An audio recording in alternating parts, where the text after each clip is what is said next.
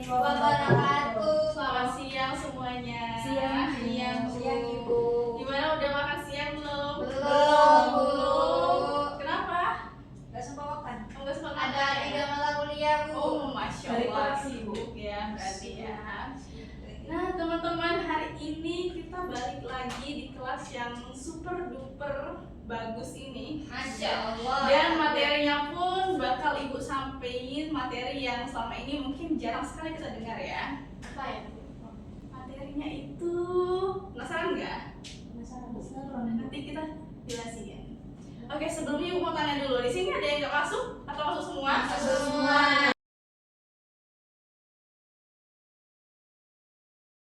Nah, ini kalau kalian presentasi itu gimana? Jujur aja, dari mood gimana mood? Kalau dari Ibu suka grogi, Bu. Oh, suka grogi. Terus kalau jelasin materi suka lihat dari laptop. Oh, gitu ya. Kalau sepenuhnya luar kepala. Oke. Kalau Mbak Raihan? Ya, kalau saya suka sesak nafas. Iya, benar sekali itu kan gugup ya, jadi nggak bisa nafas. Kalau Mbaknya? Ini nggak tahu kenapa kadang tuh suka bicaranya lebih cepat gitu. Tapi kalau untuk melihat teks emang agak berkurang, cuma kalau kamu tuh cepat, kadang kayak belibet gitu. Iya, bener banget teman-teman. Semua yang teman-teman rasakan itu juga pernah Ibu rasakan waktu Ibu masih muda ya. Sama muda. Semuanya itu pernah kita rasakan. Nah, makanya di sini selain kita presentasi terus-menerus, mengulang terus-menerus terkait mata pembelajaran materi, tapi kita nggak tahu nih tekniknya itu gimana. Kalau kita nggak latihan, kita nggak bisa membiasakan hal tersebut. Nah, jadi langsung aja ya. Ibu mau kasih kalian challenge di sini. Seru nggak, Bu? Seru dong. Apa, Bu?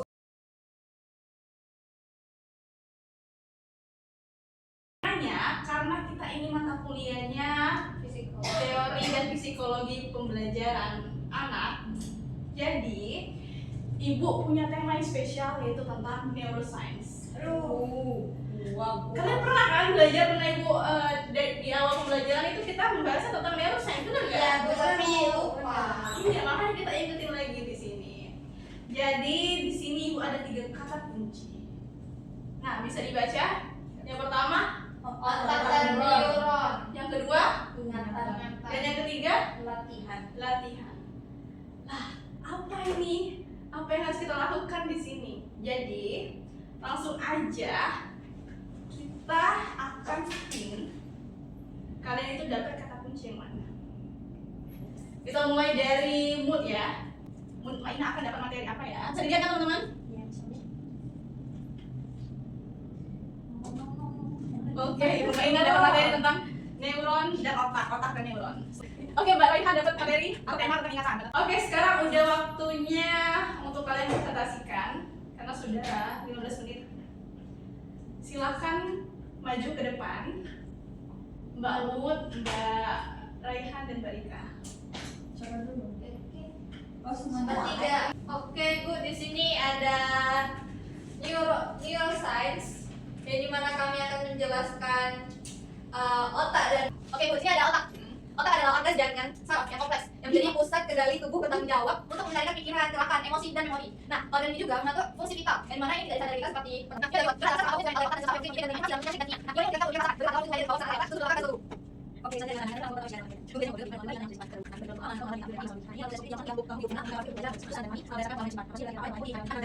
mengembangkan atau meningkatkan kemampuan fisik, mental atau keterampilan seorang. Jadi teori ini dilakukan untuk apa ya? Misalnya dalam kemampuan fisik ini untuk pengembangan ya, untuk meningkatkan juga suatu saat kita presentasi kita kan butuh mental juga ya, maka perlu sebuah latihan seperti itu. Dan keterampilan tentunya kalau kita nggak pakai latihan presentasi ya gitu ya, makanya kita perlu berlatih seperti itu gitu. Oke, silakan duduk. Yeay. balik ya. Boleh. Kalian sudah mencoba ya, Ibu berikan kata kunci, terus kalian mencoba menjelaskan ke depan. Nah, di sini Ibu mau kasih contoh lagi. Contohnya itu adalah orang-orang hebat yang biasanya bicara di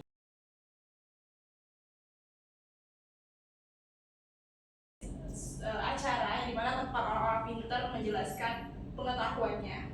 Nah, jadi di sini minta kalian untuk memperhatikan bagaimana cara orang itu mempresentasikan, bagaimana dia menjelaskan, bagaimana mereka menayangkan slide-nya. Nah, jadi kalian bisa melihat contohnya di sini. Kita putar aja ya. Kelihatan kan? So in college, Itu ada translate-nya ya kalau nggak bisa. Padahal I kami had to write a lot of papers. Now, when a normal student writes a paper, they might spread the work out a little like this. So, you get started maybe a little slowly, but you get enough done in the first week that some heavier days later on, everything gets done, things stay simple. And I would want to do that like that. That would be the plan. I would have it all ready to go, but then the thing I'm touching the people would come Ini along. ceritanya tentang orang yang menunda, sering menunda. Kayak And I would have to every single paper. So then came my 90-page senior thesis. Paper you're supposed to spend a year on. And for a paper like that, my normal workflow, it's not an option, it's way too big a project. So I planned things out and I decided it kind of had to go something like this. This is how the year would go. So I'd start off light, and I'd find, I call it the dark playground. Nah, ini Now, presentasi ini tayangkan. Apa yang kalian dapatkan? Apa yang kalian bisa contoh dari apa yang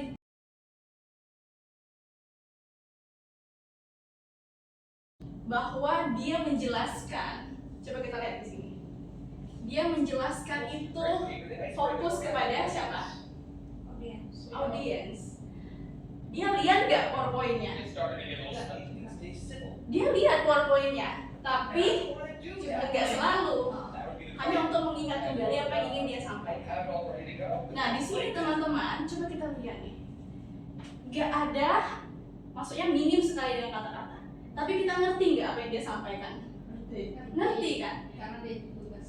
Iya, bener. Dia menggunakan diagram, dia menggunakan visualisasi sehingga otak kita itu lebih mudah untuk mencerna. Nah, coba kita bandingkan dengan pada saat kita presentasi di kelas, menggunakan banyak sekali kata-kata, paragraf, sampai seluruh slide itu penuh kata-kata. Akhirnya kita hanya membaca, audiensnya nggak kita hiraukan, ya kan? Itu sering kali terjadi. Nah, di sini perlu kita ketahui dan perlu kita tanamkan bahwa untuk menyampaikan presentasi secara optimal itu memang perlu alat bantu. Alat bantunya bisa berupa slide. Tapi kita juga perlu membuat alat bantu tersebut. Kita bukan menjelaskan presentasinya secara utuh. Karena inti dari segala penyampaian informasi itu berada di kita sebagai penyampainya. Begitu ya teman-teman. Jadi, kalau kita ingin melakukan presentasi secara optimal, ya memang membutuhkan waktu untuk kita memahami apa yang ingin kita sampaikan. Untuk bisa menyampaikan suatu presentasi secara optimal, kita harus latihan. Gak mungkin kan sosok ini, beliau ini bisa menyampaikan materi yang sedemikian bagusnya, latihannya cuma 1 kali gitu. Iya, nggak mungkin. Kan, pasti ada latihan panjang di sana. Dan juga pengalaman-pengalaman yang ia miliki juga merupakan pendukung bagaimana dia bisa menyampaikannya. Lah kalau kita sekarang menyampaikan materinya masih terbata-bata, masih lihat teks, ya nggak apa-apa. Namanya juga adalah bagian dari proses atau belajar. Nah, yang salah itu ketika kita sudah tahu nih apa yang menurut kita benar, kita sudah tahu presentasi itu bagusnya gimana, kita sudah tahu bagaimana kita menyampaikan sesuatu dengan mudah, kita sudah tahu bagaimana membuat slide itu bisa membuat audiens lebih paham, tapi kita nggak memperbaikinya. Nah, itu adalah kesalahan.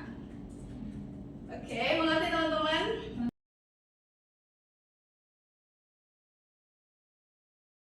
Definisinya, oke, sekarang silakan mood maju ke depan.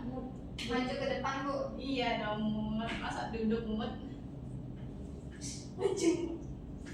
Oke, Bu. Ya. Tadi otak dan neuron materinya. Kalau otak itu yang berpusat pada manusia, Ibu. Ya. Otak terbagi menjadi 3 struktur. Neuron itu Ya. udah, Ibu, itu aja. Oke guys, kita kasih tepuk tangan dulu untuk mulai. Selanjutnya Mbak Raihan, silakan maju.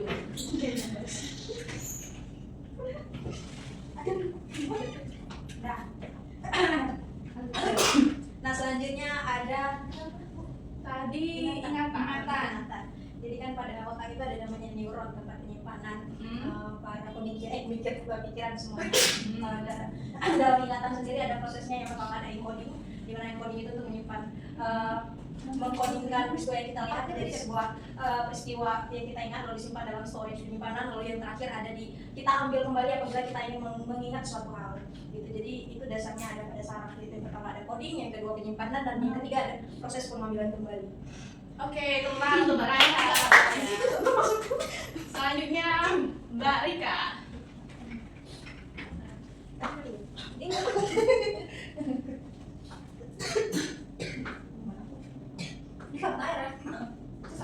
Silakan Mbak Rika. Ini Tadi tentang Latihan.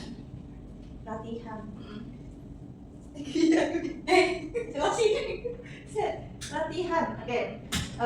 Saya mendengar tadi ini latihan untuk meningkatkan fungsi otak itu ya, Bu? Iya, benar. Kalau yang saya tangkap, latihan itu yang dimana jika kita melakukan secara terus-menerus atau berlatih ya, itu nanti bisa membuat kita kebiasaan, yang dimana kalau nggak bisa kita latihan menjadi bisa seperti itu, Bu. Nah, itu perlunya juga untuk otak ya, itu perlu latihan fisik, kemudian mediasi, kemudian latihan mental gitu. Kemudian dengan adanya latihan menjadi rileks seperti itu, begitu Bu yang saya pahami. Oke, siap orang dulu untuk Mbak Rika. Boleh dulu. Oke, baik, setelah Ibu jelaskan dan juga kalian menonton video contoh bagaimana cara melakukan presentasi yang baik, public speaking yang baik, Ibu mau bertanya, tadi pada saat pembicaranya menyampaikan informasi, dia berdiri atau duduk? berdiri. Berdiri kan? Kita biasanya gimana?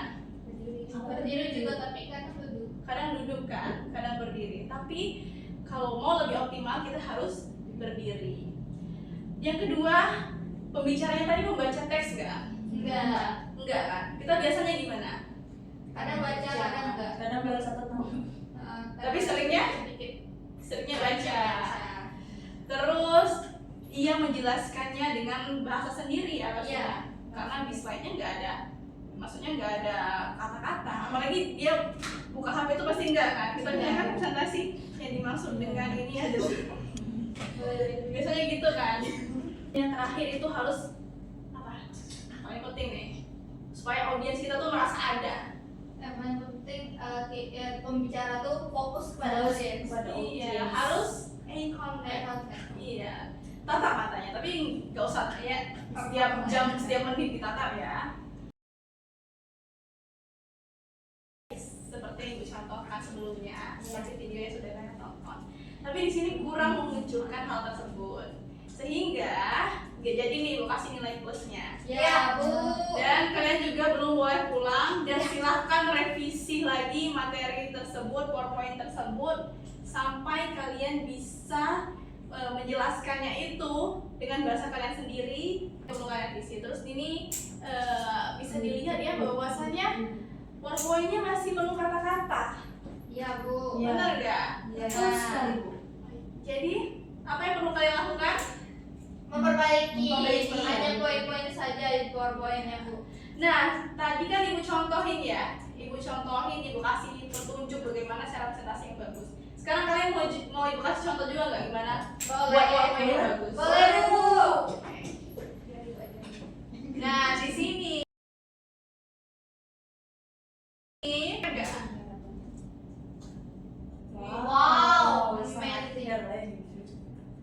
Nih, Bagus, Bu. Itu ada musiknya, Bu. iya. Dia penuh kata-kata nggak? Enggak ada. Penuh kalimat nggak? Enggak kan? Dia cuma membayangkan inti-inti poin-poinnya aja dengan menarik. Nah, jadi gue harap kalian bisa menjadikan ini sebagai referensi kalian untuk membuat slide. Aku mau tutor. Tutornya? Ya, Oh. kirim linknya ya. Iya, Bu. Buat tak masukin ke materi. Udah.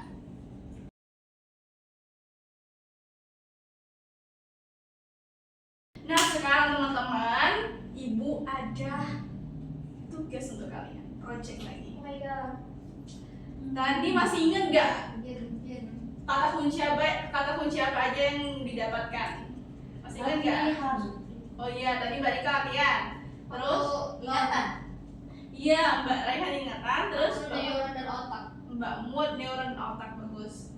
Nah sekarang teman-teman, kalian ibu kasih waktu 15 menit untuk membuat presentasi tentang 3 kata kunci tadi.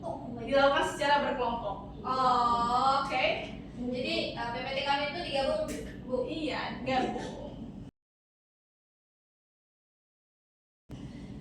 Nah setelah itu, jika presentasinya bagus, PowerPoint-nya juga bagus, ibu akan kasih kalian nilai plus.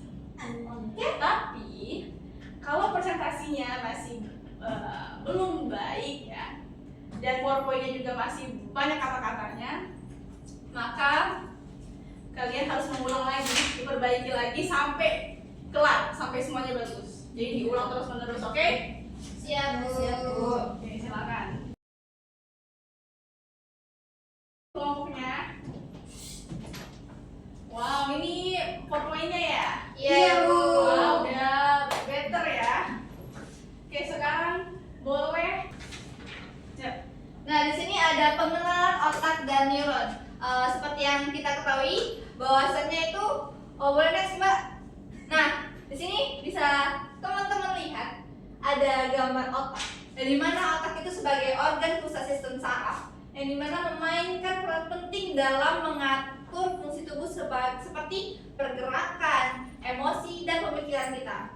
Sini ada pemikiran, otak sini ada pemikiran yang dimana ini bisa mengatur emosi dan pergerakan kita. Nah, adapun neuron, yang dimana neuron ini memang merupakan unit dasar dari sistem saraf yang berfungsi untuk mengirim dan menerima sinyal. Yang dimana ini Menjelaskan. Nah, selanjutnya ini akan dijelaskan oleh teman saya, itu adalah Rehan. Dipersilakan. Ya, tadi kan sudah dijelaskan apa itu neuron bahasa kita itu, maka akan ada yang namanya penarikan kembali ingatan tersebut. Oke, next Mbak.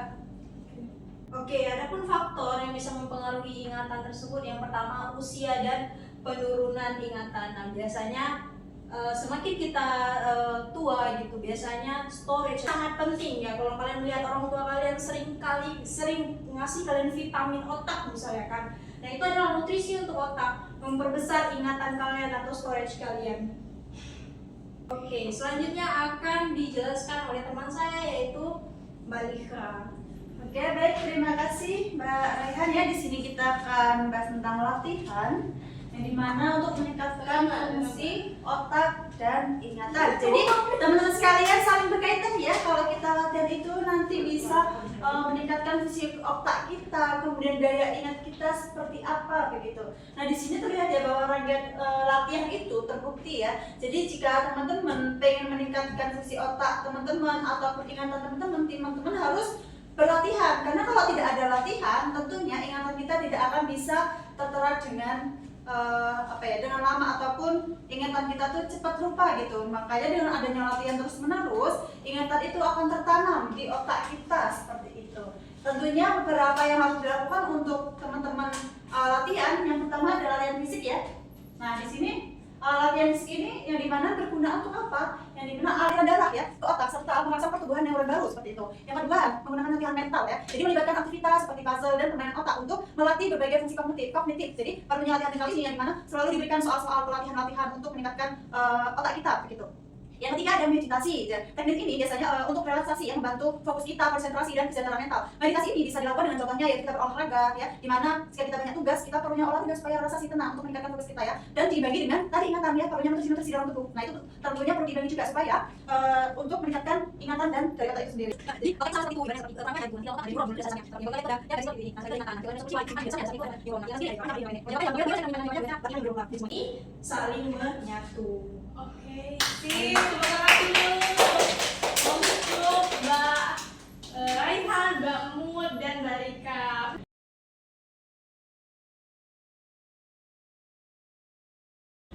Tadi, oh my god, Ibu bener-bener takjub ya.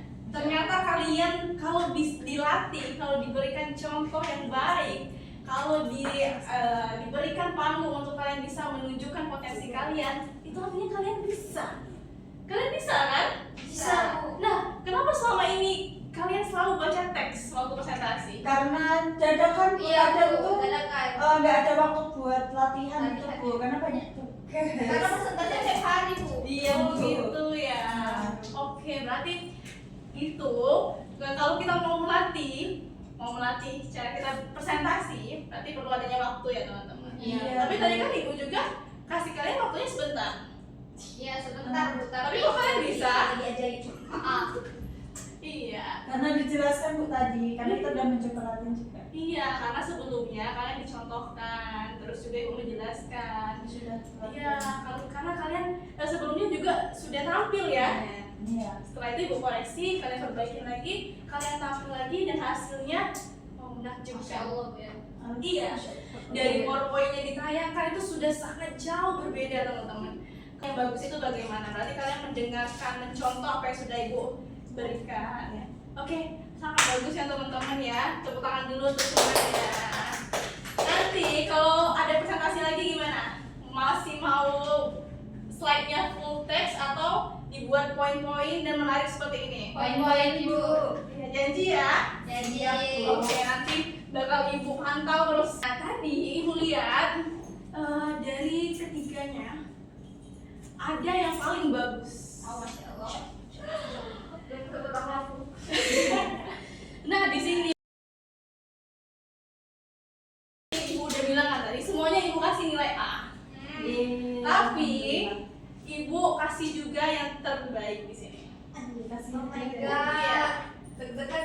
Nanti minggu depan juga ibu kasih siapa presentator terbaik. Nah, kalau hari ini ibu umumkan presentator terbaik itu adalah siapa? Mbak Raihan.